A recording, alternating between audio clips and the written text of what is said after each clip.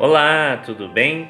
Aqui quem fala é o pastor Célio Garcia e eu quero aprender um pouco mais com você. Vamos estudar?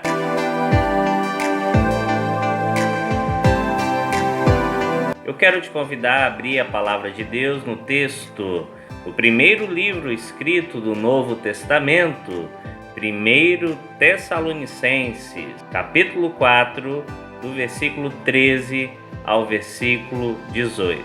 Não queremos, porém, irmãos, que sejais ignorantes com respeito aos que dormem, para não vos entristecerdes como os demais, que não têm esperança. Pois se cremos que Jesus morreu e ressuscitou, assim também Deus, mediante Jesus, trará em sua companhia os que dormem. Ora, ainda vos declaramos, por palavra do Senhor, isto: nós, os vivos, os que ficarmos até a vinda do Senhor, de modo algum precederemos os que dormem.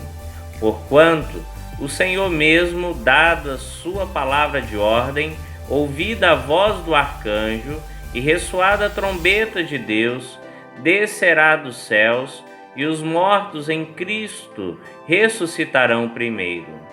Depois nós, os vivos, os que ficarmos, seremos arrebatados juntamente com eles, entre nuvens, para o encontro do Senhor nos ares, e assim estaremos para sempre com o Senhor. Consolai-vos, pois, uns aos outros com estas palavras. Que Deus te abençoe e te dê entendimento para interpretar e entender a sua palavra. Eu quero pensar com você no tema A Vida Após a Vida. O texto de 1 Tessalonicenses, essa carta, foi escrita para trazer esperança para o povo de Deus, que estavam aguardando a volta de Jesus. E se passava já um tempo, já era o ano 45, em torno de 12 anos depois que Jesus tinha sido assunto aos céus. E nós vemos aqui Deus trazendo uma palavra de esperança através do apóstolo Paulo, nesta primeira carta do Novo Testamento. 1 Tessalonicenses é o único livro da Bíblia que em todos os seus capítulos apresentam a volta de Jesus, o encontro com Jesus. E esses versículos 13 a 18 do capítulo 4 nos marca e nos ensina profundamente sobre a volta de Jesus. Cremos na ressurreição após a morte. Nós não cremos na reencarnação porque não temos base bíblica. Porém, acreditamos na ressurreição porque a Bíblia nos assegura que Jesus seria o primeiro a ressuscitar e depois todos aqueles que crescem na tua palavra também iriam ressuscitar. A ressurreição não fala somente de alma, fala também de corpo. Nós vamos ter o nosso corpo ressurreto, transformado, glorificado, assim como Jesus. Em primeiro lugar, eu quero pensar com você na ressurreição como suporte da fé cristã. Cremos que da mesma forma que Jesus ressuscitou, nós também iremos ressuscitar. Se Jesus voltar e nós estivermos vivos, seremos arrebatados. Porém, se nós tivermos morrido fisicamente, vamos ter os nossos corpos transformados, glorificados e levado ao trono, o julgamento, para galardão para aqueles que aceitaram Jesus e para perdição para aqueles que ainda não aceitaram Jesus. Interessante notarmos que o apóstolo Paulo, ele não discutia sobre esse tema. Ele simplesmente falava: olha, Jesus ressuscitou, muitos viram, e por isso eu creio que também vamos ressuscitar. Jesus, então, é uma verdade que nos traz a esperança, e o cristianismo apresenta justamente esta esperança para todos aqueles que nele crê. Em segundo, como será? Primeiro, serão ressuscitados os mortos e depois arrebatados os vivos.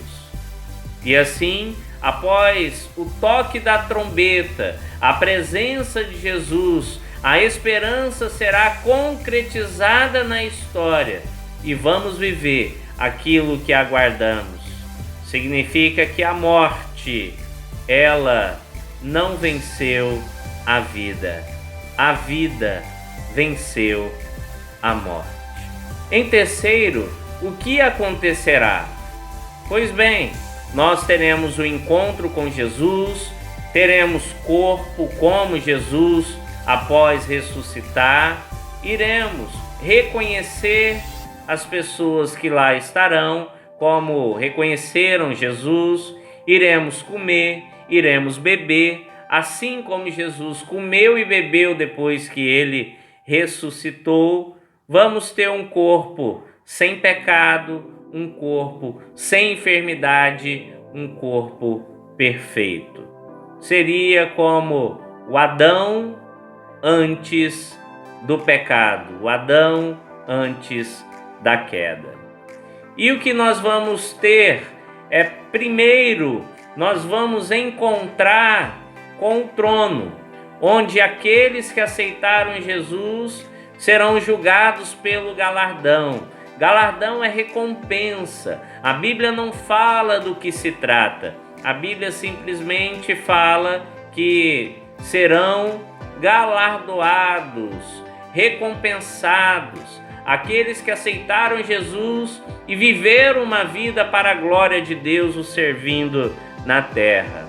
Mas também teremos o julgamento daqueles que não aceitaram Jesus. E ali, infelizmente, muitos perecerão para sempre. Participarão da segunda morte, que é a morte eterna, que é a ausência de Deus para sempre. Sendo assim, a esperança do cristão é que a vida após a vida após esse mundo, a vida eterna. E esta esperança traz alegria ao nosso coração e não nos deixa desesperados quando um ente querido parte para a próxima vida. Para concluir, eu vou ler para pensar e agir. Quando ensinou os crentes de Tessalônica sobre o retorno de Jesus Cristo, Paulo começou dizendo que não queria que eles fossem ignorantes, e depois disse que eles deveriam se consolar com estas palavras: a segunda vinda de Cristo não é motivo de terror, mas de júbilo. Somente crentes que não compreenderam o Evangelho a temem. Os fiéis, crendo na Bíblia, dizem: Amém, vem Senhor Jesus, como podemos ler em Apocalipse 22, 20. E isto nos coloca diante de três atitudes que não podemos deixar de assumir. Primeiro, demos sempre glórias a Deus pela obra de Jesus e porque o Espírito Santo nos levou a Ele. Somos salvos e temos a promessa da vida eterna com Jesus.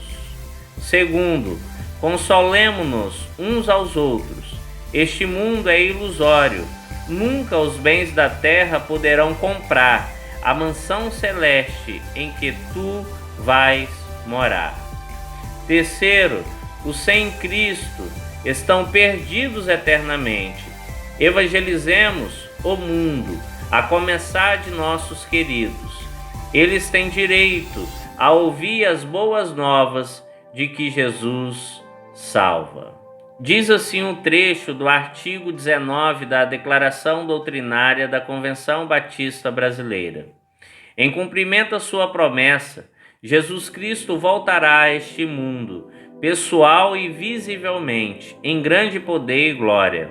Os mortos em Cristo serão ressuscitados, arrebatados e se unirão ao Senhor. Os mortos sem Cristo também serão ressuscitados, conquanto os crentes já estejam justificados pela fé. Todos os homens comparecerão perante o tribunal de Jesus Cristo para serem julgados, cada um segundo suas obras, pois, através destas, é que se manifestam os frutos da fé ou os da incredulidade. Os ímpios, condenados e destinados ao inferno, lá sofrerão o castigo eterno, separados de Deus. Os justos, com os corpos glorificados, receberão seus galardões e habitarão para sempre no céu como o Senhor. Que Deus te abençoe abundantemente. Que você possa continuar estudando a palavra de Deus e a colocando em prática. Um forte abraço.